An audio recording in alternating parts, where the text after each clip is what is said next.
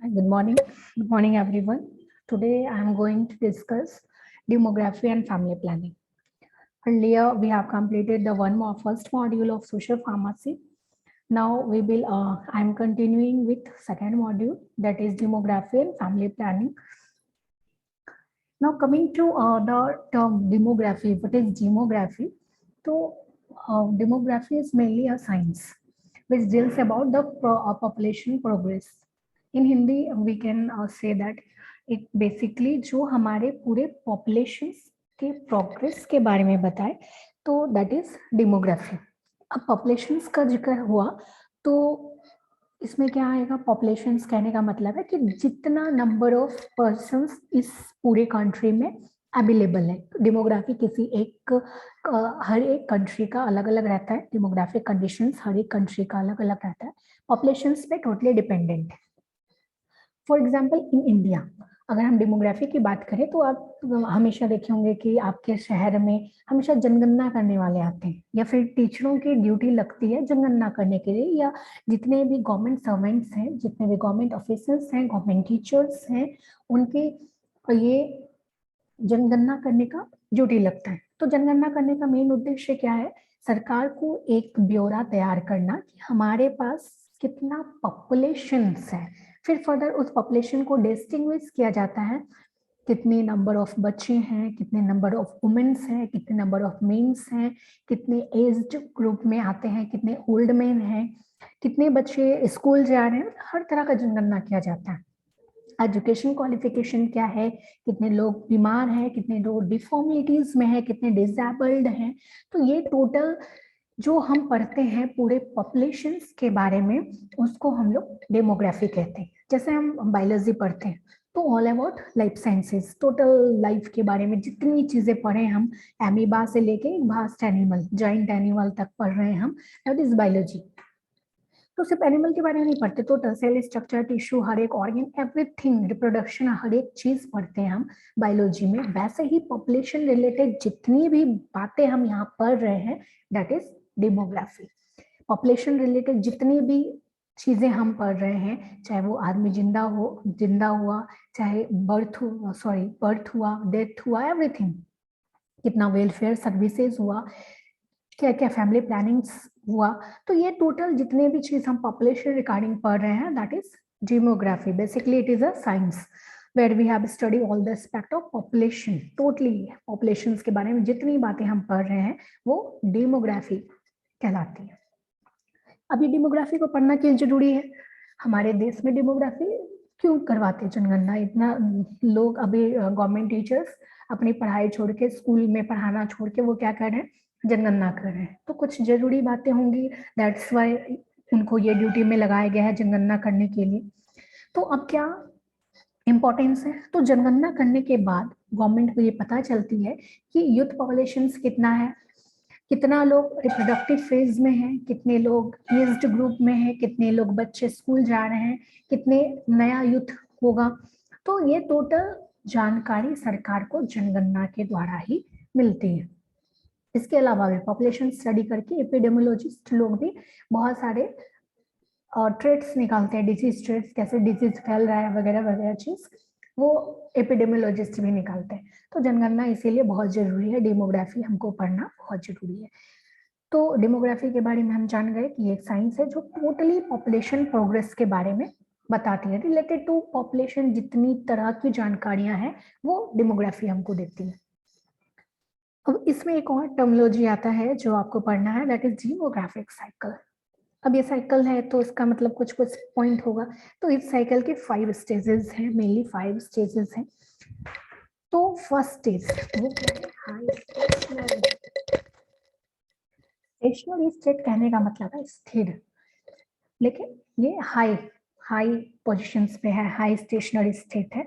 तो इसमें यहाँ पे क्या था कि पहले जमाने, जब आप बहुत 70s की बात करें या 80s की बात करें या अप टू 1920 तक, 90s तक, हमारे देश में क्या था कि बहुत ज्यादा साइंस में एडवांसमेंट नहीं था. तो हमारे साइंस में बहुत ज़्यादा एडवांसमेंट नहीं था, दैट्स वाई क्या था कि बहुत ज़्यादा हॉस्पिटल्स नहीं थे, लोग पढ़े लिखे नहीं थे, बहुत सारा बर्थ प्लानिंग नहीं था, कोई फैमिली प्लानिंग नहीं था। तो उसमें क्या होता था कि एक तो हॉस्पिटल्स नहीं था, लोगों को जानकारियाँ नहीं थी, बहुत ज़्यादा एक्टिविटीज़ नहीं हो रहा था, कैंपेन नहीं लग रहा था। तो हमारे देश में क्या था कि जितना ज़्यादा बर्थ रेट था उतना ज़्यादा डेथ रेट भी था। अब मान लीजिए 100 बच्चे का जन्म हो रहा है और 100 बच्चे मर गए, 100 बच्चे जन्म लिए और पहले के 100 बच्चे मर गए। तो यहाँ पे क्या है, दोनों population birth rate and death rate दोनों एक दूसरे को क्या किया, कैंसिल कर दिया। मतलब दोनों चीज बहुत ज्यादा हो रहा है, इसलिए इसको हाई बोला गया। दोनों चीज काफी ज्यादा हो रही थे, बर्थ भी बहुत ज्यादा हो रहे थे और डेथ भी बहुत ज्यादा हो रहे थे, that's why it is considered as high stationary state. दोनों एक दूसरे को कैंसिल कर रहा था, इसलिए स्टेशनरी स्टेट। तो ये हमारे देश का कब था, 70s 80s 90s वाले जो दौर थे, तब हमारे देश का जो पॉपुलेशन था वो इस स्थिति में था कि जितना ज्यादा बर्थ हो रहा था उतना ज्यादा डेथ हो रहा था, दोनों हाई स्टेज था, इसलिए इसको हम लोग हाई स्टेशनरी स्टेट बोले, एक दूसरे को कैंसिल कर रहा था, पॉपुलेशन स्टेबल था। उसके बाद क्या हुआ कि 1920s के बाद थोड़ा साइंस में एडवांसमेंट आया, डॉक्टर्स बढ़ने लगे, हॉस्पिटल्स बढ़ने लग गया, तो उसके साथ बट बहुत ज्यादा नॉलेज नहीं बढ़ा, फैमिली प्लानिंग्स के बहुत ज्यादा नॉलेजेस नहीं बने, बहुत सारे कैंपेन नहीं लगाए गए, सरकार के द्वारा कोई कदम नहीं उठाया गया था।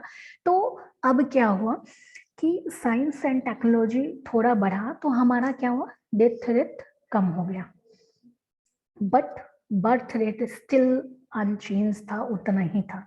अब पहले हम देखे कि 100 बच्चे जन्म लिए और उधर के 100 बच्चे मर गए, एक दूसरे को कैंसिल कर दिया। अब यहाँ पे क्या हुआ कि डेथ रेट कम हो गया, 100 बच्चे ने जन्म तो लिया बट डेथ रेट यहाँ पे क्या हो गया, 70, 30 बच्चे बचे रहे यहाँ पे, एक दूसरे को कैंसिल नहीं कर पाए। तो अभी क्या हो गया कि बर्थ रेट ज्यादा हो गया डेथ रेट की तुलना में। तो अब यहाँ पे क्या हुआ, बढ़ना स्टार्ट हुआ हमारा पॉपुलेशन। तो अर्ली एक्सपेंडिंग है, मतलब थोड़ा धीरे करके हमारा ग्रोथ पॉपुलेशंस का बढ़ने लगा, डेमोग्राफिक साइकिल बढ़ने लग गया, इसलिए हम लोग उसको बोले अर्ली एक्सपेंडिंग स्टेज। उसके बाद क्या है, फिर कंटिन्यू क्या हुआ कि थोड़ा एडवांसमेंट आया, जब लगा कि नहीं पॉपुलेशन बहुत तेजी के साथ विस्फोट होने लग रहा है, तो हमारे गवर्नमेंट के द्वारा बहुत सारे स्कीम चलाएंगे, बहुत सारी फैमिली प्लानिंग पॉलिसीज चलाए गए। तो हमारा थर्ड स्टेज आया, फर्स्ट स्टेज समझ गए कि हमारा क्या था कि दोनों एक दूसरे को कैंसिल कर रहा था, स्टेशनरी स्टेज में था, जितना ज्यादा बर्थ रेट उतना ज्यादा डेथ रेट, कैंसिल एक दूसरे को। सेकेंड स्टेज में क्या था, बर्थ रेट कम हुआ, क्योंकि हमारे देश में क्या हुआ कि साइंस एंड टेक्नोलॉजीज थोड़ा बढ़ने लग गए। अब बट यहाँ पे क्या हुआ कि death rate, sorry birth rate, second stage में क्या हुआ कि हमारा डेथ रेट घटने लग गया, क्योंकि साइंस एंड टेक्नोलॉजी काम करने लगे, हमारे यहाँ बहुत सारे हॉस्पिटल खुल गए, but birth rate still continue था, उतना ही ज्यादा था, फैमिली प्लानिंग की कमी थी तो बर्थ रेट उतना ही ज्यादा था। तो अगर 100 बच्चे जन्म लिए और डेथ रेट 70 है, तो फिर भी 30 लोग ज्यादा हो रहे हैं पॉपुलेशन में, तो दैट्स वाई इसको हम लोग अर्ली एक्सपेंडिंग स्टेज कहा गया। फिर नेक्स्ट हमारा था थर्ड स्टेज। थर्ड स्टेज में क्या हुआ कि जब सरकार को लगा कि नहीं अब बहुत ज्यादा पॉपुलेशन बढ़ रहा है, देन क्या हुआ कि बर्थ रेट को कंट्रोल किया गया, डिफरेंट टाइप्स के पॉलिसीज अपनाए गए, बर्थ रेट कंट्रोल करने के लिए बहुत सारे फैमिली प्लानिंग्स अपनाए गए, लोगों को जागरूक किया गया, बहुत सारे कैंपेन चलाए गए। तो अब यहाँ पे क्या हुआ कि बर्थ रेट में कमी आई, ठीक है, बर्थ रेट में कमी आई तो पॉपुलेशन हमारा कम होना चाहिए according to common sense, but हमारा साइंस एंड टेक्नोलॉजी भी तो डेवलप करेगा सेम टाइम पे।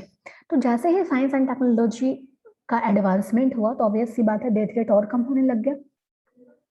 तो यहाँ पे क्या हुआ कि बर्थ रेट में कमी आई बट डेथ रेट में भी कमी आई, तो हमारा पॉपुलेशन तो बढ़ा, यहाँ भी हमारा पॉपुलेशन बढ़ा। अब बर्थ रेट हमारा कितना हो गया, मान लीजिए पहले 100 था तो 80 पे आ गया, लेकिन डेथ रेट भी हमारा 60 पे चला गया, पहले जो 70 था वो 60 पे चला गया, फिर भी पॉपुलेशन बढ़ा बट थोड़ा कम तेजी से बढ़ा। ये जो सेकेंड स्टेज में था उसमें पॉपुलेशन तेजी के साथ बढ़ा था, थर्ड स्टेज में हमारा क्या हुआ कि थोड़ा कम तेजी के साथ बढ़ रहा था। तो अभी करेंटली हम जिस पोजिशंस पे हैं, अभी करेंटली हमारा इंडिया जिस पोजिशंस पे है वो हमारा थर्ड स्टेज पे, यहाँ पर बच्चे कम हो रहे हैं। अब देखे होंगे कि पहले के जमाने में एक आदमी के 10-10 बच्चे होते थे, बट नाउ 1 and 2। बट फिर भी हमारा पॉपुलेशन बढ़ रहा है। वो इसलिए बढ़ रहा है कि बर्थ रेट कम है, बट उसके तुलना में डेथ रेट और कम हो गया है, क्योंकि हमारे पास हॉस्पिटल्स बढ़ गए हैं, हर कुछ बढ़ गया है, हर एक सुविधाएं बढ़ गई हैं। तो फिर भी एक्सपेंडिंग स्टेज में बढ़ रहा है, बट धीमी गति से बढ़ रहा है। तो मोस्टली जितने भी तरह के डेवलपिंग कंट्रीज हैं वो सब अभी 3rd स्टेज में। फिर हमारा आता है 4th स्टेज, वो है लो स्टेशनरी स्टेज। ये भी ऑलमोस्ट स्टेशनरी है, बराबर है। अब बराबर कैसे होगा? तो यहाँ पे क्या है कि ये काफी जो डेवलप कंट्री है, अमेरिका हो गया, तो वहाँ ये सब जनरली है कि वहाँ पे क्या है कि लोग बहुत ज्यादा करियर ओरिएंटेड है, बहुत ज्यादा करियर ओरिएंटेड है, तो उनको बच्चे नहीं चाहिए। तो वहां पे क्या है कि बर्थ रेट बहुत ही ज्यादा कम है, बहुत ज्यादा कम है। जनरली लोग कंसीव करना नहीं चाहते, और डेथ रेट भी कम है। ऑब्वियस सी बात है, जो कंट्री डेवलप्ड है वहाँ साइंस एंड टेक्नोलॉजी काफी डेवलप्ड है, हॉस्पिटल काफी डेवलप्ड है, तो डेथ रेट तो होगा नहीं बच्चों का, काफी कम होगा। तो दोनों कम कम है, लो है बहुत, दोनों बर्थ रेट भी कम है और डेथ रेट भी कम है, इसलिए इसको लो स्टेशनरी स्टेज बोला गया। और बराबर है, पॉपुलेशन स्टेशनरी स्टेज में है, एक स्टेबल फेज में है, इसलिए हम इसको 4th स्टेज में को लो स्टेशनरी स्टेज भी बोलते हैं। नाउ 5th स्टेज क्या है? Declining phase. डिक्लाइनिंग मतलब घटता हुआ फेज, मतलब पहले पॉपुलेशन ज्यादा था, धीरे धीरे डिस्टिंक्ट हो रहा है। जनरली ट्राइबल्स वाला भी आप देखेंगे कि जनजातियां हमारे देश में जनरली खत्म हो रही हैं, विलुप्त हो रही हैं। तो अब यहाँ पे ऐसा क्यों हो रहा है? तो क्या है कि जो जनजातियां वाले लोग हैं जनरली, वो लोग क्या है कि नए इन्वायरमेंट में खुद को कंसिडर नहीं कर पा रहे, तो डेथ रेट उनका ज्यादा है। जितना ज्यादा बर्थ नहीं हो रहा है, उससे ज्यादा डेथ हो रहा है। या फिर जिनको भूखमरी वाले देश जो भी हैं, बहुत पुअर कंट्रीज हैं, तो वहां पे क्या हो रहा है कि हमारा जितना बर्थ नहीं हो रहा है, उससे ज्यादा डेथ हो रहा है। बर्थ अगर 20 हुआ, डेथ 60 हुआ, तो क्या होगा? पॉपुलेशन घटेगा, ऑब्वियस सी बात है, पॉपुलेशन घटेगा। तो ये हमारा 5th स्टेज है, डिक्लाइनिंग फेज, जो पॉपुलेशन घट रहा है। कुछ कंट्रीज में जैसे जर्मनी, हंगरी और कुछ ट्राइबल एरियाज में भी ये साइकिल है, 5th स्टेज में वो साइकिल है। तो I think it's clear demographic cycle. फिर से हम एक बार समझ लेते हैं। फर्स्ट स्टेज जहाँ बर्थ रेट भी ज्यादा है, डेथ रेट भी ज्यादा है। सेकेंड स्टेज जहाँ डेथ रेट में थोड़ा कमी आया, बर्थ रेट तेजी के साथ है, तो पॉपुलेशन बढ़ेगा। थर्ड स्टेज में क्या है कि बर्थ रेट भी कम है, डेथ रेट भी कम है, दोनों कम है, but still in comparison to death rate birth rate अभी ज्यादा है, इसलिए थोड़ा पॉपुलेशन बढ़ गया। फोर्थ स्टेज में क्या हुआ कि दोनों ऑलमोस्ट सेम है, बर्थ रेट भी कम है, डेथ रेट भी कम है, स्टेबल है, कंटिन्यू स्टेबल है। ये कहाँ है? तो पॉपुलेशन का ग्रोथ नहीं हो रहा है, तो ये कहाँ है? अमेरिका सब डेवलप्ड कंट्री में। 5th स्टेज में क्या है? डिक्लाइनिंग, पॉपुलेशन घट रहा है। क्यों घट रहा है? क्योंकि यहाँ पे डेथ रेट ज्यादा है बर्थ रेट के कंपेरिजन में। तो ये हमारा डेमोग्राफिक साइकिल था। नेक्स्ट है हमारा फैमिली प्लानिंग। तो फैमिली प्लानिंग क्या है? मेनली फैमिली को प्लान करना। अगर लिटरली मीनिंग में हम जाए तो फैमिली प्लानिंग का मतलब है कि फैमिली को प्लान करना, कुछ प्लान करने को फैमिली प्लानिंग बोलेंगे। तो वैसे ही अगर फैमिली के बारे में अगर आप सोच के कुछ प्लान करते हैं, अपने फैमिली के साइज को लिमिट करते हैं, आपकी आर्थिक स्थिति के कारण, सोशल स्थिति के कारण, हेल्थ कंडीशंस के कारण, तो उसको हम लोग फैमिली प्लानिंग बोलते हैं।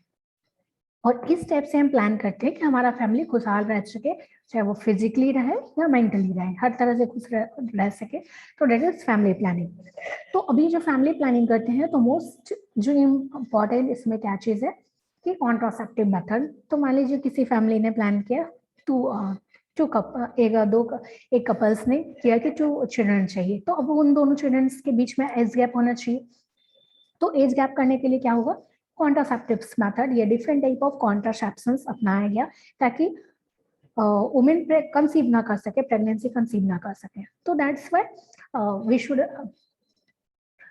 Apply contraceptives method, different types of. तो अब ये जो मेथड ऑफ कॉन्ट्रासेप्शंस है, तो ये जो कॉन्ट्रासेप्शंस मेनली क्या है कि टोटली इंटेंडेड होते हैं कि अनवांटेड प्रेगनेंसी ना हो।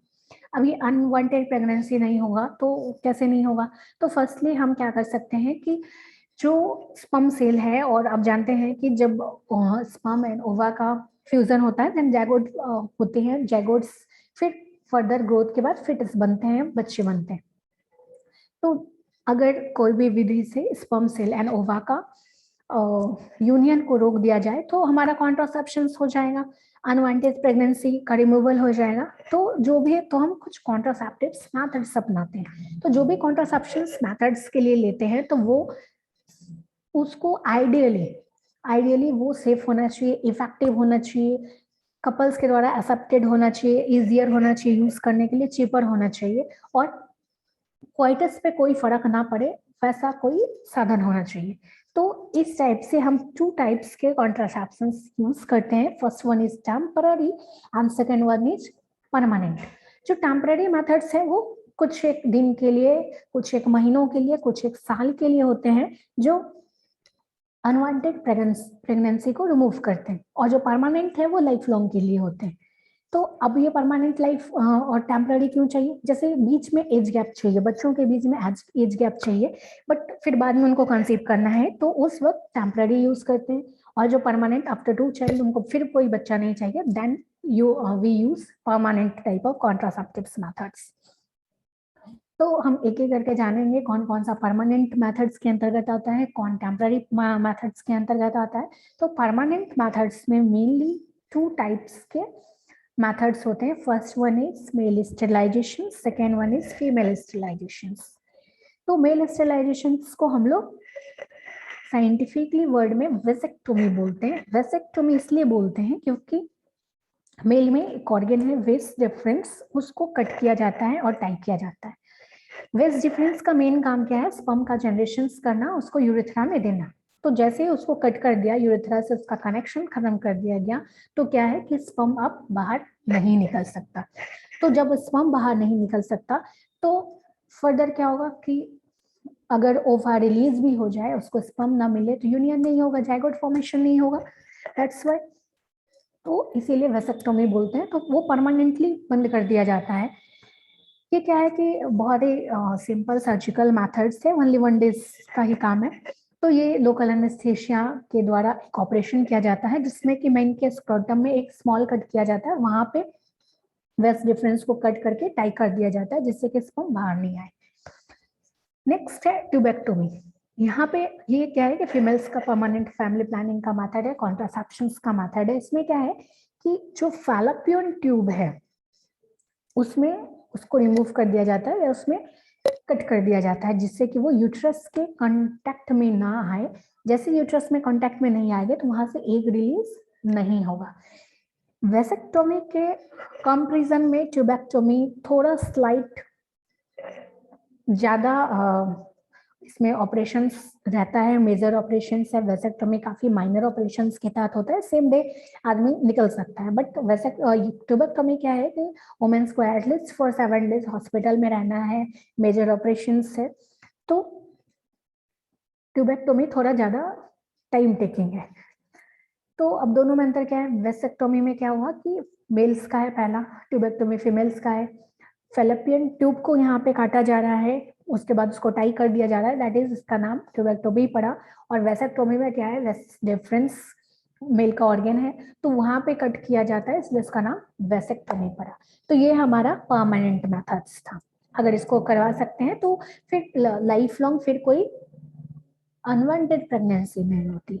उसके बाद है हमारे पास टेम्पररी मेथड्स, जो कुछ एक महीनों कुछ एक साल के लिए होता है। तो फर्स्ट है फिजिकल मेथड्स, और we can call it barrier methods. Barrier methods मतलब जैसे दो के बीच में कुछ बैरियर लगा दी, जैसे रास्ते में बैरियर लगा दिया जाता है तो एक गाड़ी उधर से पार नहीं हो सकती। दैट्स सेम टाइम यहाँ पे भी है कि यहाँ पे भी कुछ बैरियर लगा जाते हैं, जिससे कि यूनियन ना हो पाए स्पर्म सेल एंड ओवा सेल में। तो बैरियर के रूप में, फिजिकल मेथड्स के रूप में हम लोग 3 चीज यूज करते हैं mostly. First one is condom, second one is diaphragm, third one is vaginal sponge. Chemical methods में क्या है कि केमिकली कुछ चीजें यूज करते हैं, फोम है, क्रीम्स है, सपोजिटरी है, सॉल्युबल फिल्म्स है। इंट्रा यूटेराइन डिवाइसेस वो हम यूट्रस में डालते हैं विथ एक्सपर्ट्स के द्वारा। तो ये भी 2 तरह का होता है, फर्स्ट वन इज मेडिकेटेड, दूसरा नॉन मेडिकेटेड। सारी के बारे में हम डिटेल्स में पढ़ेंगे। फिर कुछ है हार्मोनल मेथड्स। ये हार्मोनल मेथड्स मेनली क्या करता है, आपके बॉडी में जो भी हार्मोनल चेंजेस है जिसकी वजह से ड्यूरिंग मेंस्ट्रुअल साइकिल, आपने आप में मेंस्ट्रुअल साइकिल पढ़ा होगा, तो वहां पे आप जानते होंगे कि ड्यूरिंग होल मेंस्ट्रुएशन साइकिल हमारे बॉडी में जितने भी LH हैं, FSH हैं, इस टाइप के हार्मोन्स हैं, उसका डिफरेंट डिफरेंट काम है। ओव्यूलेशंस में कोई बढ़ जाता है, कोई घट जाता है, लास्ट में प्रोजेस्टेरोन है, सभी का अलग अलग यूज है। तो यहाँ पे ये जो पिल्स हैं, चाहे हार्मोनल मेथड के अंतर्गत ओरल पिल्स आया या फिर इंजेक्शन आया, स्लो रिलीज प्रिपरेशन के अंतर्गत इंजेक्शन आया, तो ये क्या करता है कि हमारे हार्मोनल जो बैलेंस है उसको डिसबैलेंस कर देते हैं और हमारा जो ओव्यूलेशंस है उसको नहीं होने देते हैं। तो इसका ही मेन मोटो हार्मोनल मेथड्स में ओव्यूलेशंस में छेड़छाड़ करता है ये। उसके बाद है मिसलेनियस मेथड। अपार्ट इन चारों के अलावा जो भी मेथड्स आया है नेचुरल टाइप के, वो हमारा मिसलेनियस मेथड के अंतर्गत आता है। तो इसमें है एब्स्टिनेंट है, क्वाइटस इंटरप्ट्स है, सेफ पीरियड है, नेचुरल फैमिली प्लानिंग मेथड है, ब्रेस्ट फीडिंग है, बर्थ कंट्रोल वैक्सीन है। तो टेम्पररी मेथड्स हालांकि 100% कोई भी सेफ नहीं है, सभी का कुछ ना कुछ परसेंटेज डिफॉल्ट देता ही है। तो अब हम एक एक करके पढ़ेंगे। हमने परमानेंट मेथड्स तो पढ़ लिया ना, हम लोग एक एक करके टेम्पररी मेथड्स पढ़ेंगे। तो first one is barrier method, जो क्या करता है फिजिकली ब्लॉक करता है स्पर्म एंड यूनियंस का मिलना को। तो वन है, फर्स्ट है हमारा कॉन्डोम्स, ये सभी लोग जानते हैं इसके बारे में। उसके बाद कुछ एडवांटेज हैं और कुछ डिसएडवांटेज है, सभी का कुछ एडवांटेज है कुछ डिसएडवांटेज है। तो इसका जो एडवांटेजेस है वो क्या है, यहाँ पे कोई मेडिकल एग्जामिनेशंस की जरूरत नहीं है, कोई एक्सपर्ट्स की जरूरत नहीं है, इसका कोई साइड इफेक्ट्स नहीं है। और सबसे जो खास बात क्या है कि प्रेगनेंसी, अनवांटेड प्रेगनेंसी के अलावा ये क्या करता है, हमें प्रोटेक्ट करता है from STD, sexually transmitted disease से। इट्स लाइक सिफिलिस, गोनोरिया, इस टाइप के जो भी डिजीज हैं उससे हमें ये बचाता है, प्रोटेक्ट करता है। अब डिसएडवांटेज क्या है कि हमेशा हमें न्यू चाहिए होता है, हो सकता है क्वाइटस के दौरान ये स्लिप ऑफ हो जाए या टीयर ऑफ हो जाए। Also have a failure rate of 1.4%। जैसे मैंने पहले भी बताया कि जितने भी कॉन्ट्रासेप्शन मेथड है परमानेंट को छोड़ के, कोई भी कॉन्ट्रासेप्शन मेथड परमानेंट टेम्पररी वाले वो 100% श्योर की गारंटी नहीं देता है। तो ये एक इसका डिसएडवांटेज है। उसके बाद आता है diaphragm. Diaphragm is nothing but only female condoms. तो ये क्या है कि डोम शेप का है, इसका स्ट्रक्चर टोटली सॉफ्ट रबर का बना होता है, जैसे एज लाइक कॉन्डोम्स। उसके बाद जो काम कॉन्डोम्स कर रहा है वही काम हमारा डायफ्रागम कर रहा है, बस अंतर यही है कि इट्स अ फीमेल कॉन्डोम। तो इसके भी एडवांटेजेस क्या है कि ये भी कंपैरेटिवली चीप है, और ये एक और एडवांटेज क्या है कि इसको हम बार बार यूज कर सकते हैं। ये थोड़ा डिफर बनाता है कॉन्डोम से कि इसको हम दोबारा यूज कर सकते हैं। तो डिसएडवांटेज क्या है कि यहाँ पे हमें एक्सपर्ट की जरूरत पड़ती है, हमेशा साइज प्रॉब्लम होता है, एक्सपर्ट की जरूरत पड़ती है। प्लस क्वाइटस के आफ्टर क्वाइटस इसको एटलीस्ट 6 आवर्स तक इंटरकोर्स की जगह पे रखना पड़ता है। और इसके साथ क्या है कि इसको अलोन यूज नहीं कर सकते, इसके एक्टिविटी को बढ़ाने के लिए, कॉन्ट्रासेप्शन को बढ़ाने के लिए स्पर्मिडिसाइडल क्रीम्स का भी यूज करना होता है। उसके बाद नेक्स्ट है हमारा inter uterine devices, IUD। Intra uterine है, इसको इसलिए नाम पड़ा क्योंकि इसको यूट्रस के अंदर इनसाइड, इसको यूट्रस के अंदर लगवाना पड़ता है बाय एक्सपर्ट्स, कोई भी नर्सेस, एक्सपर्ट नर्स या डॉक्टर से इसको लगवाना पड़ता है। तो ये कॉन्ट्रासेप्शन को दूर करता है। मेनली क्या रहता है कि इसमें स्पर्मिटिसाइडल टाइप का रहता है जो स्पर्म्स को किलिंग इफेक्ट देता है। तो अब ये क्या है कि इसके अंदर का 2 तरह का रहता है, हालांकि इसमें जनरेशन्स भी है अलग अलग, जैसे कॉपर टी का भी अलग अलग जनरेशन्स है, बट हमको उतना डिटेल्स में नहीं पढ़ना। तो intrauterine devices generally Lippes loop है और एक कॉपर टी है।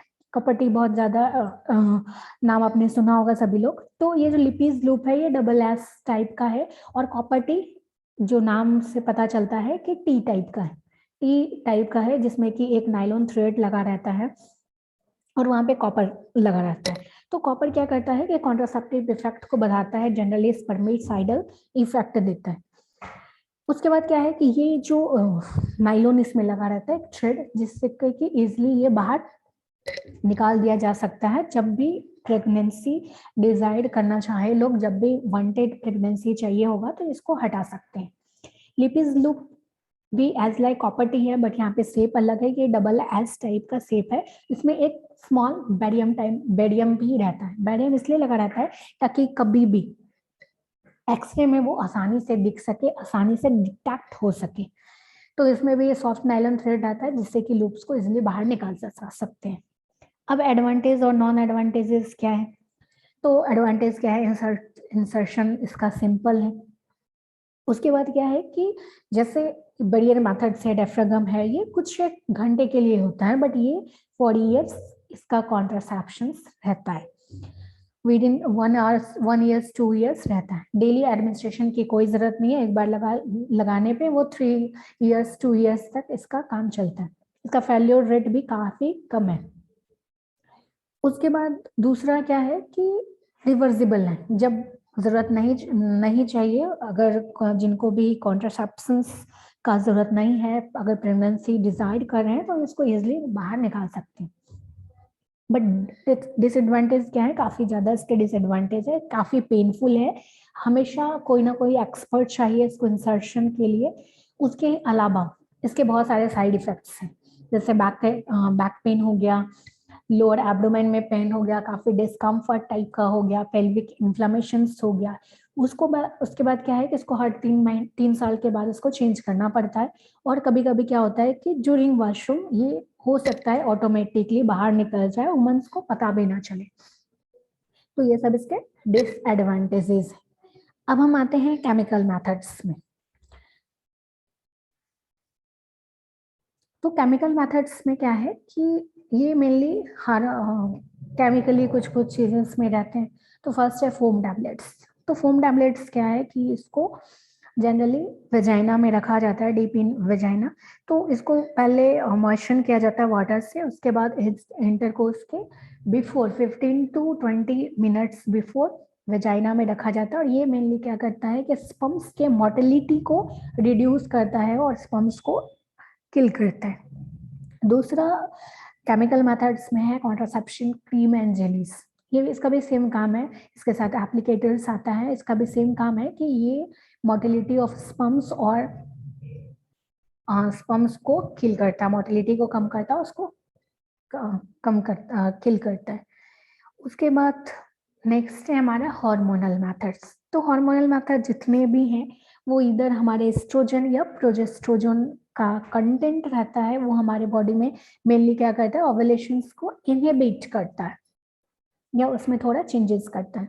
तो oral contraceptives, firstly oral contraceptive, oral मतलब जो खाने वाला है, टैबलेट टाइप का फॉर्म्स।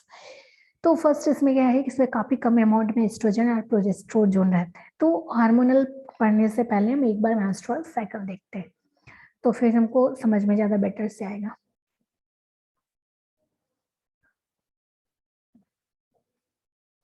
तो ये हमारा मेंस्ट्रुअल साइकिल है, सभी लोग जानते हैं मेंस्ट्रुअल साइकिल क्या है। तो मेंस्ट्रुअल साइकिल में हमको यहाँ पे मेनली देखना है एस्ट्रोजन एंड एलएच या प्रोजेस्ट्रोजन। तो प्रोजेस्ट्रोजन कब होता है? तो ड्यूरिंग ओव्यूलेशन हमारा एस्ट्रोजन और एलएच काफी बड़ा होता है, हमारे बॉडी में काफी बड़ा होता है। और जब ये लास्ट मोमेंट में आता है, ल्यूटियल फेज में होता है, उस वक्त हमारे बॉडी में जो सबसे ज्यादा हाई अमाउंट में रहता है वो हमारा प्रोजेस्टेरोन रहता है। और मेनली क्या होता है कि हमारा जो एग होता है, तो एग को सेफ रखने के लिए उसके ऊपर एक बैरियर बनते रहता है। और जब ये फुल्ली मैच्योर हो जाता है तो ये एग बाहर निकलता है। जब ये बाहर निकलता है तो दैट इज, उस फेज को हम बोलते हैं ओव्यूलेशन। ये बाहर निकल जाता है। अगर इसको, और जो उसका बाहरी हिस्सा रहता है उस वो फिर ल्यूटियल फेज में चला जाता है। वो क्या करता है, धीरे धीरे सूखना स्टार्ट हो जाता है और वो स्प्रेड आउट हो जाता है बॉडी से इन फॉर्म ऑफ ब्लड। तो उसको हम लोग मेंसेस बोलते हैं। तो ये हमारा मेंस्ट्रुअल साइकिल था। Now coming back to the topic. तो हार्मोनल्स में मेनली क्या करता है कि ये जो हमारा ओव्यूलेशन है उसको इनहिबिट करता है। कंबाइंड पिल्स में क्या होता है कि एस्ट्रोजन और प्रोजेस्ट्रोजेंस का कॉम्बिनेशन रहता है। इसको हम लोग 5th डे ऑफ मेंस्ट्रुएशन से लेते हैं अप टू 28 डेज। 5 डेज जब तक मेंस्ट्रुएशन रहता है उस वक्त हम नहीं लेते, उसके बाद कंटिन्यू 21 डेज तक लेते हैं। फिर नेक्स्ट है पीओपी। जिसमें सिर्फ प्रोजेस्टेरोन रहता है, इसमें एस्ट्रोजन नहीं रहता। तो लेकिन जितने भी पिल्स हैं, मिनी पिल्स रहते हैं, जितने भी पिल्स हैं, ये हाईली इफेक्टिव नहीं है। इसके बहुत सारे साइड इफेक्ट्स हैं, लॉट्स ऑफ साइड इफेक्ट्स हैं, और इनका फेल्योर रेट भी बहुत ज्यादा है। ये सब जितने भी हैं वो सब हैं प्रीक्वाइटल कॉन्ट्रासेप्शंस, पहले कॉन्ट्रासेप्शंस के साथ साथ होने वाला, पूरे महीने चलने वाला है। उसके बाद होते हैं पोस्ट क्वाइटल कॉन्ट्रासेप्शंस, जो एज लाइक आईपी, जिसको हम आफ्टर अनप्रोटेक्टेड इंटरकोर्स 72 आवर्स तक ले सकते हैं। इसका रिकमेंडेशंस रहता है। तो इसमें मेनली लेवोनॉर्जेस्ट्रल रहता है, उसका फेल्योर रेट 1% है, काफी कम है, बट हाईली टॉक्सिक, काफी साइड इफेक्ट्स हैं। उसके बाद है वंस अ मंथ पिल, जिसको महीने में हम सिर्फ एक बार लेते हैं, जिसका नाम से ही पता चल रहा है। बट ये क्या है कि हाईली फेल्योर रेट है। जितने भी हार्मोनल टाइप्स वाले हैं वो काफी हाईली फेल्योर रेट के साथ आते हैं। उसके बाद है slow release preparation. Slow release कहने का मतलब है कि हम उसको अपने बॉडी में इंजेक्ट कर देते हैं और वो धीरे धीरे हमारी बॉडी में रिलीज होता है। मतलब एक बार अगर लगा दिए तो वो जनरली 2-3 महीने तक काम करते रहता है आपके बॉडी में। तो दो तरह का इंजेक्शन है, पहला है डिम्पा और नेटेड। तो ये दोनों क्या होता है कि हर एक 3 माह पे लिया जाता है। ये भी का भी मेन काम क्या है कि ओव्यूलेशन को सप्रेस करना। और जो डिम्पा है वो 99% प्रोटेक्शन देता है, और नेट ईएन को जनरली हर महीने में लिया जाता है, डिम्पा को हर 3 महीने पे लिया जाता है, और नेटेन को हर एक महीने लिया जाता है, और पूरे महीने तक इसको प्रोटेक्शन देता है। उसके बाद नेक्स्ट है हमारा सबक्यूटेनियस इम्प्लांट। सबक्यूटेनियस इम्प्लांट कहने का मतलब है हम अपने बॉडी में इसको इम्प्लांट कर देते हैं, बीनीथ या फोर आर्म के नीचे या अपर आर्म पे इसको डाल देते हैं, इम्प्लांट करवा देते हैं बॉडी के अंदर। और ये क्या होता है कि 5 इयर्स तक प्रोटेक्शन देता है, और उसका फेल्योर रेट भी बहुत कम है। उसके बाद next one is vaginal rings. ये क्या है कि वेजाइना में जनरली 3 वीक्स तक लगाया जाता है, 4th वीक में इसको रिमूव किया जाता है, और ये काफी हाईली सिक्योर नहीं है। उसके बाद नेक्स्ट है हमारा post conceptional methods. Post conceptional methods में क्या होता है कि फर्स्ट है आफ्टर कंसीव हो गया, अगर बेबी हो गया तो उसके बाद क्या क्या हो सकता है। अभी तक हमने जितना भी पढ़ा वो सब प्री कॉन्सेप्शनल था, बेबी होने के पहले का, बट अब पोस्ट कॉन्सेप्शनल है। तो फर्स्ट है हमारा मेंस्ट्रुअल रेगुलेशन। तो मेंस्ट्रुअल रेगुलेशंस में क्या है कि ये क्या करता है, एक वैक्यूम एस्पिरेशन की तरह काम करता है। मतलब मैनुअली ये फोर्सफुली जितने भी मेंसेस के बाद जो भी ओव्यूलेशंस के बाद जो भी बच रहा था उसको फोर्सफुली ये खींच लिया जाता है। हालांकि अब ये बैन हो चुका है, ये काफी साइड इफेक्ट्स दिए थे, इवन ड्यू टू शॉक बहुत सारी औरतें मर भी गई थी, तो इसलिए अब इसको जनरली रोका गया है। उसके बाद है मेंस्ट्रुअल इंडक्शन। मेंस्ट्रुअल को इंड्यूस किया गया है। अब ये इंड्यूस कैसे किया गया जाता है, तो कुछ कुछ केमिकल्स देखे, जैसे प्रोस्टाग्लैंडिन F2 को इंट्रोड्यूस किया जाता है हाईली में। उसके बाद जैसे ही F2 को इंट्रोड्यूस किया जाता है यूट्रस में, वो क्या कहता है, यूट्राइन कॉन्ट्रैक्शन किया जाता है। बहुत तेजी के साथ यूट्रस में दबाव बनना स्टार्ट हो जाता है, बहुत कॉन्ट्रैक्ट करना स्टार्ट हो जाता है, हिलना डुलना स्टार्ट कर जाता है, और जितना भी एस्पिरेशन होता है यूट्राइन में, जितना भी यूट्राइन कंटेंट है वो सारे को बाहर निकाल देते हैं। And third one is abortion. MTP जिसको बोलते हैं, कि जो टर्मिनेशन ऑफ प्रेगनेंसी कहा जाता है 28 वीक तक जो बाहर किया जाता है डॉक्टर एक्सपर्ट्स में, तो उसको हम लोग एबॉर्शन बोलते हैं। अब कुछ और है बिहेवियर चेंजेस।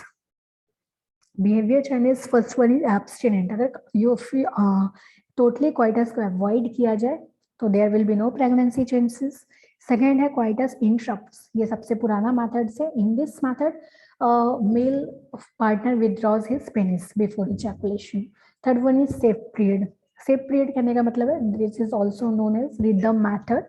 इसमें क्या होता है कि मेनली ओव्यूलेशन जब मेंस्ट्रुअल साइकिल पड़े तो ओव्यूलेशन हमारा कितना है 42, जनरली 14 डेज पे एवरेज, या फिर हम उसको मान के चलते हैं 12 से 16 दिन में।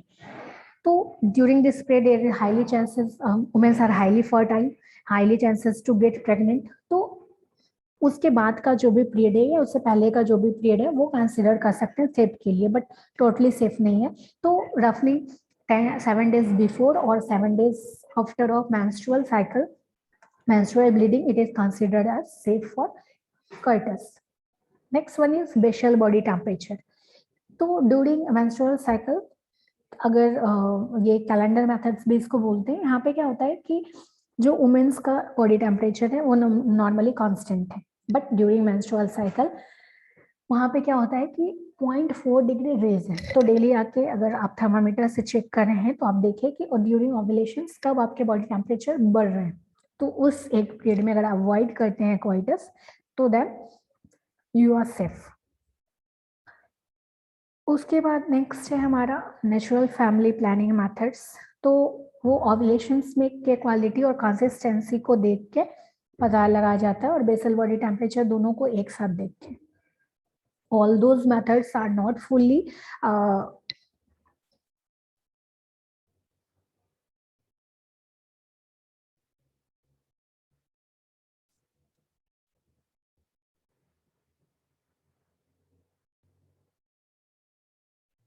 okay.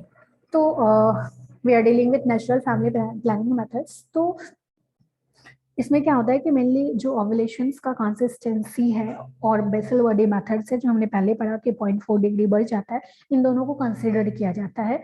उसके बाद उसमें चेंजेस देख के फिर कोइटस से अवॉइड रखा जाता है। ये सारे मेथड्स क्या है कि बहुत फुल्ली आपको सेफ नहीं देते, इसमें बहुत ज्यादा रिस्क है जितने भी बिहेवियर चेंजेस हैं। उसके बाद नेक्स्ट है हमारा मदर एंड चाइल्ड हेल्थ। और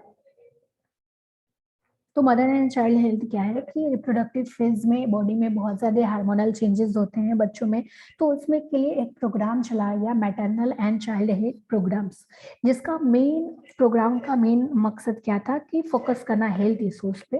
अब नाम से ही पता चल रहा है मैटरनल और चाइल्ड है तो किस पे फोकस करेगा, ऑब्वियस सी बात है वुमेन और चिल्ड्रन पे।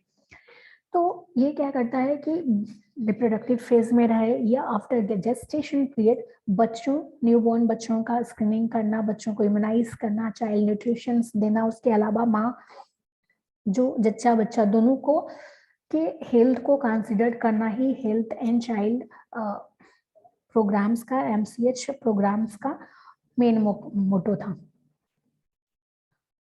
उसके बाद है इम्पोर्टेंस ऑफ ब्रेस्ट फीडिंग और इल इफेक्ट्स ऑफ इन्फेंट। तो ब्रेस्ट फीडिंग का सबसे इम्पोर्टेंस क्या क्या है? तो फर्स्टली क्या होता है कि ब्रेस्ट मिल्क जो भी मदर का मिल्क है वो सारे न्यूट्रिएंट्स प्रोवाइड करते हैं एक खास प्रोपोर्शंस में। अगर बाहरी दूध रहता है तो ठीक है वो न्यूट्रिएंट्स तो प्रोवाइड करते हैं बट उसका प्रोपोर्शन सही नहीं रहता। उसके बाद क्या है कि बच्चों को एलर्जी, सिकनेस, ओबेसिटी से दूर रहता है मदर मिल्क। जितनी तरह के डिजीज हैं, डायबिटीज है, कैंसर है या इन्फेक्शन है, उन सभी से लड़ने की शक्ति देता है। ये क्या है कि इजिली डाइजेस्टेबल है, ऐसे कोई कॉन्स्टिपेशन, डायरिया या स्टमक अपसेट नहीं होता। आप देखे होंगे कि जो बच्चे होते हैं उनको बाहरी दूध पिला दीजिए, कभी कभी डायरिया हो जाता है या फिर बहुत ज्यादा डिसेंट्री होने लग जाता है। बेबी काफी हेल्दी रहता है ब्रेस्ट फीडिंग से। और जो अकॉर्डिंग टू साइंटिस्ट उनका आईक्यू भी काफी ज्यादा रहता है। यही अगर ब्रेस्ट फीडिंग की जगह पे बॉटल फीडिंग होता है या फिर कोई मिल्क सब्स्टिट्यूट रहता है तो उसका क्या क्या नुकसान है? तो फर्स्टली जो भी फॉर्मूला मिल्क बाहरी आता है वो उतना न्यूट्रिशियस नहीं होता। अगर न्यूट्रिशन रहता भी है तो खास प्रोपोर्शन में नहीं होता जितना बच्चों को चाहिए। बच्चों को इम्यूनिटी को खराब कर देता है, प्लस बहुत तरह के डिसऑर्डर्स होने लग जाते हैं, बहुत तरह के पेट से रिलेटेड बीमारियां होने लग जाती है। उसके बाद बच्चों में क्या है कि बहुत ज्यादा three folds in comparison to breast feed बच्चों, ब्रेस्ट फीड चिल्ड्रन। अगर जो फार्मूला मिल्क पे जो बच्चे जिंदा हैं उनको देखा जाए तो उनमें 3.6 फोल्ड बहुत ज्यादा टेंडेंसी होता है हॉस्पिटलाइज होने का, क्योंकि वहाँ पे क्या है कि उनकी इम्यूनिटी जैसे कमजोर होने लगती है, बहुत सारे वायरल डिजीज होने लग जाते हैं, बैक्टीरियल डिजीज हो जाते हैं, डिसेंट्री होने लग जाता है, उनका आईक्यू भी कम होता है। तो ये सब सारे इल सब्स्टिट्यूट्स थे। तो अब नेक्स्ट हम लोग न्यूट्रिशंस के बारे में पढ़ेंगे। अगर आप में कोई भी क्वेश्चंस होगा तो आप कमेंट बॉक्स में कर सकते हैं। Okay, thank you.